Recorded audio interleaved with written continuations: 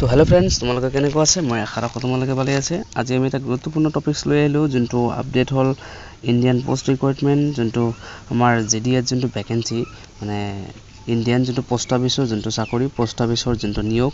তো সেইকেইটা post office কম নহয়, 40,000 প্ৰায় 41,000। তো ইয়াত কি আছে আমি আপোনালোকক দেখাই আছোঁ, আৰু কেনেকৈ এপ্লাই কৰে ভিডিঅ'টো শেষলৈকে দেখি থাকিব। মই এপ্লাই কৰি আপোনালোকক দেখুৱাই দিম, সম্পূৰ্ণ ভিডিঅ'টো শেষলৈকে চাই থাকিব।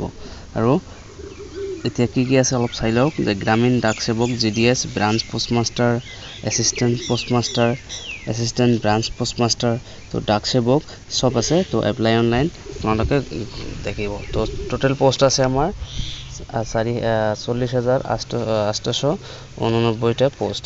ইয়াৰ ভিতৰত অসমৰ মানে কেইটামান ষ্টেটত কৰিব পাৰিব। তো অন্ধ্ৰপ্ৰদেশত কৰিব পাৰিব, অন্ধ্ৰপ্ৰদেশত, তাৰপৰা আসামত, বিহাৰ, ছত্তীশগড়, দিল্লী, গুজৰাট, হাৰিয়ানা, হিমাচল প্ৰদেশ, জম্মু কাশ্মীৰ, ঝাৰখণ্ড, কৰ্ণাটকা, কেৰেলা, Madhya Pradesh, Maharashtra, north eastern, Odisha, Punjab, Rajasthan, Tamil Nadu, Telangana, Uttar Pradesh, Uttarakhand, west Bengal, এইকেইটা ডিষ্ট্ৰিক্টত আপোনালোকে এই ডিষ্ট্ৰিক্ট বোলে ষ্টেটত কৰিব পাৰি, এপ্লাই কৰিব পাৰিব। আৰু যোনটো ব্ৰাঞ্চ পোষ্টমাষ্টাৰ যোনটো আছে, যোনটো ব্ৰাঞ্চ পোষ্টমাষ্টাৰ, সেইটোৰ কাৰণে চেলাৰী হ'ব 12,000 পৰা 29,000লৈকে। আৰু যোনটো EB মানে এছিষ্টেণ্ট ব্ৰাঞ্চ পোষ্টমাষ্টাৰ যোনটো আছে, সেইটো আপোনালোকে 10,000 পৰা 24,000লৈকে চেলাৰী পাব। এজ লিমিট 18 বছৰ হ'বই লাগিব। মিনিমাম যোনটো এজ 18 বছৰৰ তলত এপ্লাই কৰিব নোৱাৰিব, হ'ব লাগিব। আৰু মেক্সিমাম লিমিট 40 বছৰলৈকে।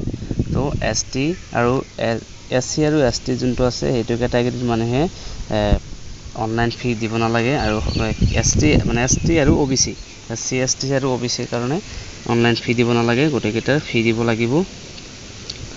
আৰু লোকেল লেংগুৱেজ প্ৰেফাৰেঞ্চি 10 ক্লাছ পাছ হ'বই লাগিব। তো লেংগুৱেজ কেইটামান জানিব লাগিব। এপ্লিকেশ্যন ফিজ জেনেৰেল আৰু OBCৰ কাৰণে এপ্লিকেশ্যন ফিজ দিব লাগিব।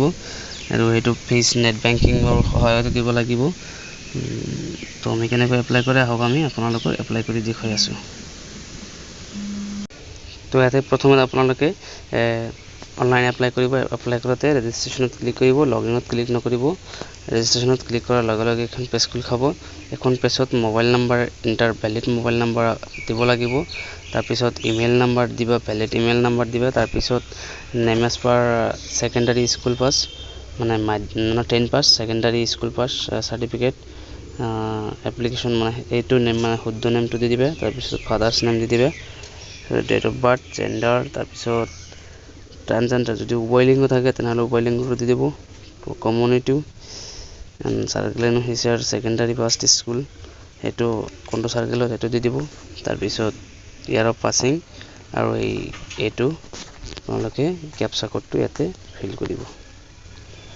তো মই ফিল কৰি আছোঁ, তাৰপিছত ছাবমিট কৰি আছোঁ। তো ফৰ্ম ফিল আপ কৰাৰ পিছত ইয়াতে আপোনালোকৰ নাম্বাৰ বহাব, OTP যাব। OTP আকৌ বহাই ছাবমিট কৰিব। আকৌ ইমেইল দিব, ইমেইলত OTP যাব, আকৌ ছাবমিট কৰিব। তাৰপিছত এনেকৈ ডেট অফ বাৰ্থ দিব, আৰু মেইল চেণ্ডাৰ ফেমিলি এইবিলাক কৰি, আৰু আছাম যোনটো ইয়াৰ অফ পাছিং, ইয়াতে মেট্ৰিক ক্লাছ দি দিব। ঠিক আছে। তাৰপিছত দি কিনে কেপচাখিনি বহাই ইয়াতে ছাবমিট ক্লিক কৰি দিব। তো ছাবমিট হৈ গ'ল। এতিয়া ফাৰ্ষ্ট পেজ আমি কমপ্লিট কৰিলোঁ। এতিয়া ছেকেণ্ড পেজত গৈ আছে। তো ছেকেণ্ড পেজত যোৱাৰ পিছত প্ৰথম যোনটো ফিল আপ কৰিছে সেইটো এনেই থাকিব। তাৰপিছত আমি নেক্সটটো আমি দিম। ইয়াতে আধাৰ নম্বৰ আপুনি দিব পাৰে, নিদিব পাৰে, আপোনাৰ ইচ্ছা।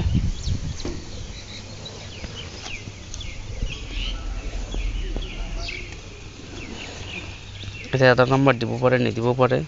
মোৰ আছে, তথাপি মই নিদিওঁ, এতিয়া মেণ্ডেটৰী নহয়, এক্সট্ৰা মাৰ্ক দিয়া নাই। তো ইয়াতে আপুনি পাৰ্চনেল ডিচেবিলিটি নোট দিলোঁ। তাৰপৰা আপুনি কোনটো লেংগুৱেজ জানে, ষ্টাডি কোনটো পঢ়িছিলে, অসমীয়া পঢ়িছিলোঁ।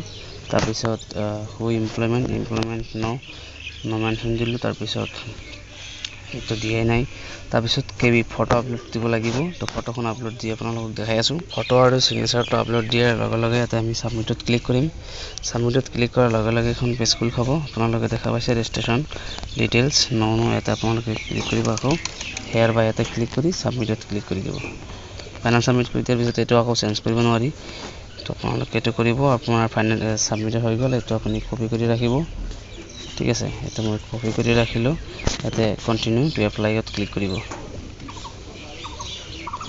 কন্টিনিউ টু এপ্লাইত ক্লিক কৰাৰ লগে লগে এতিয়া আপুনি সাৰ্কেল ষ্টেটটো আপোনালোকৰ অটোমেটিক ৰেজিষ্ট্ৰেচন নাম্বাৰটো খাব তাৰ পিছত সাবমিটত ক্লিক কৰি দিব ক্লিক কৰি দিয়াৰ লগে লগে এখন মোবাইল নাম্বাৰটো দিছে সেই মোবাইল নাম্বাৰটোত আপোনালোকে ওটিপি যাব ওটিপি এখনক আকৌ দি দিব ওটিপি দিখনে সাবমিট কৰি দিব নেক্সটত ক্লিক কৰিব নেক্সট পেজ খুল খাব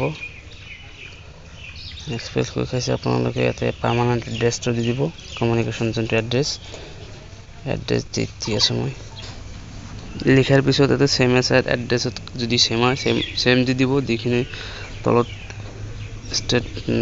স্টেট বোর্ড আপনি 10 ক্লাসত কোনটো বোর্ডত পড়িছিল এটা board of secondary education Assam এটা আমার আছিল এইচএসএলসি এটা আমার আছিল তো এটা মই সিলেক্ট কৰিলো তাৰ পিছত টাইপ অফ ৰিজাল্ট এতে মাৰ্কত ক্লিক কৰিব মাৰ্কত ক্লিক কৰাৰ লগে লগে এতে আপোনাৰ যিমান মাৰ্কটো আপুনি দি দিব কোনটো ল্যাঙ্গুৱেজত কোনটো সাবজেক্টত কিমান মাৰ্ক পাইছিলে যে মই মাৰ্কটো দি আছো তাৰপিছত মাৰ্ক দি দিব কোনটো সাবজেক্টত 100 নম্বৰৰ ভিতৰত কিমান নম্বৰ পাইছে মাৰ্কটো দি দিয়াৰ পিছত ক্লিক কৰাৰ লগে লগে এখন নতুন পেজ খুল খাব খুল খোৱাই নাই তো এখন এপ্লিকেশন ফৰ্ম প্ৰসেস কমপ্লিট হৈ গল মোৰ যেটো এতিয়া আমাৰ যেটো কমিউনিটি আনৰিজাৰ্ভ এতিয়া সিলেকশন ডিভিশন দৰং না কোনটো ডিস্ট্ৰিক্ট এতিয়া ডিস্ট্ৰিক্টটো চাব লাগিব মোৰ যেটো সময় মানে ইবিলাক নাই তো মোৰ ওচৰতে মই গোৱালপাৰা আছে মই গোৱালপাৰা দি দিলো গোৱালপাৰা ডিভিশনত এপ্লাই কৰিলে দি দিলো ঠিক আছে ইন্টাৰ এতিয়া ফাৰ্স্ট চইচ ইয়াতে যদি মানে আপুনি প্ৰথমটো যদি 1 নম্বৰ দি দিলে ঠিক আছে এটা আপোনাৰ 1 নম্বৰ পোষ্ট হৈ গল আৰু যদি আপুনি নেক্সট আৰু বহুত কেইটা আছে ইয়াতে আপুনি 3 পেজ আছে 3 পেজত আপুনি 10 টা পেজ আছে 30 টা ভিতৰত তুমি আপুনি কোনটো দিব এইকেইটা মানে ইয়াত 1 নম্বৰ দিয়া হল এতিয়া যদি 2 নম্বৰ দিও এটা 2 নম্বৰ পোষ্ট হল তো এনেকৈ পোষ্ট বিলাক প্ৰিফাৰেন্স সিলেক্ট কৰিব ঠিক আছে মই সিলেক্ট কৰি আপোনালোকক সাবমিটত দেখাই আছো তো এখন সিলেক্ট কৰি কিনে এতে হেয়াৰ বাই এতে টিক কৰি কিনে আপুনি 7 প্ৰসিডে ক্লিক কৰিব 7 প্ৰসিডে ক্লিক কৰাৰ লগে লগে আপোনাৰ date submitted to complete application process ঠিক আছে আপোনাৰ সাবমিট হৈ গল তো once paid will not be refunded ঠিক আছে এতিয়া আপোনাৰ মেক পেমেন্ট কৰিব লাগিব তো পেমেন্টটো কিমান কৰিব লাগিব চাইবাৰ তো এতিয়া মেক পেমেন্টত ক্লিক কৰি দিম মেক পেমেন্টত ক্লিক কৰাৰ লগে লগে তো আপোনালোকৰ পেজ খুল খাইছে এনেকুৱা 100 টকা পে কৰিব লাগিব তো 100 টকা পেৰ কাৰণে আপোনালোকৰ যিকোনো আপুনি যিকোনো পে কৰিব পাৰিব net banking credit card debit card UPI মই ইউপিআই দি কৰিম তো ঠিক আছে